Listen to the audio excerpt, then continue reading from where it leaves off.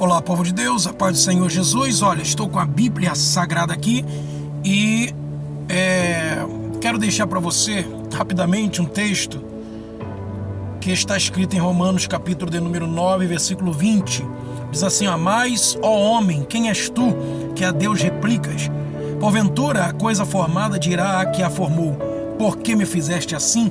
E esse texto tem sido bastante difundido entre os nossos irmãos reformados para mostrar a soberania de Deus, destoando da responsabilidade humana. Então aqui novamente há aquela tensão tão corriqueira e debatida entre nós, entre calvinistas e arminianos. E o texto deve ser entendido à luz do seu contexto. Então a hermenêutica propõe que um texto sem contexto é pretexto para a heresia, e que a hermenêutica também propõe que existe um contexto remoto e o contexto imediato. O contexto imediato diz respeito aos textos que vêm imediatamente antes ou imediatamente depois do referido texto. Se eu quero trabalhar o Romanos capítulo 9, versículo 20, eu preciso saber, por exemplo, o que diz o Romanos 8, o que diz o Romanos 10, o Romanos 11 e assim por diante, até eu conseguir chegar no mais próximo possível do entendimento coerente das Sagradas Escrituras.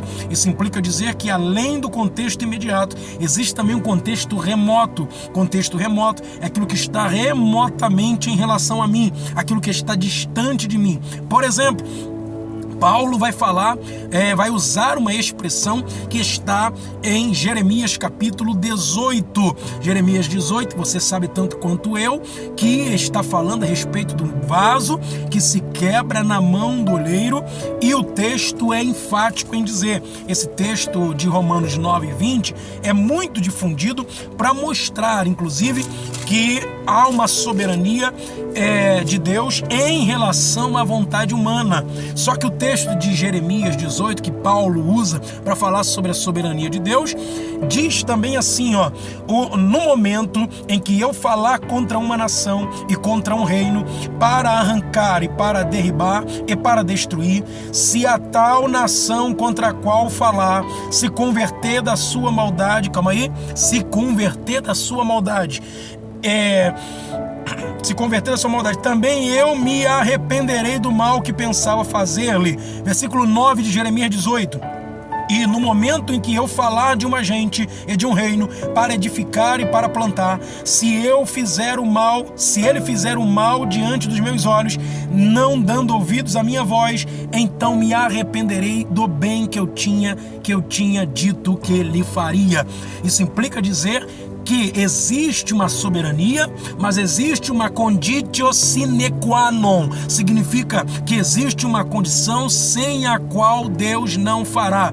Ou seja, ele vai fazer ou não fazer mediante ao que o homem responde a este chamamento. Então é por esse motivo que nós temos que ler o contexto imediato, mas também, se ele não responder com eficácia o que a Bíblia mesma diz, eu preciso ir ao contexto remoto. E o que Paulo fala em Romanos 9 é o problema de Israel, que primeiro Deus elegeu Israel, depois Israel rejeitou a Deus, e depois então vai vir a redenção de Israel. Estes são os capítulos 9, 10 e 11 de que Paulo trata a respeito de Israel e a respeito da sua soberania. O que Paulo está falando está profundamente conectado com Jeremias 18 e os versos de número 8 e 9.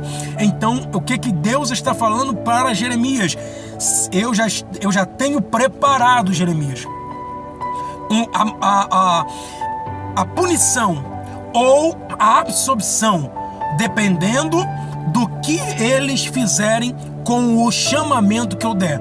Eu já estou preparado para arrebentar com a nação, para quebrar a nação, mas se eles se arrependerem, eu também me arrependerei. Então aqui há uma consonância e não a dissonância entre soberania de Deus e vontade e o livre-arbítrio. Soberania de Deus e livre-arbítrio. Soberania de Deus e liberdade de escolha.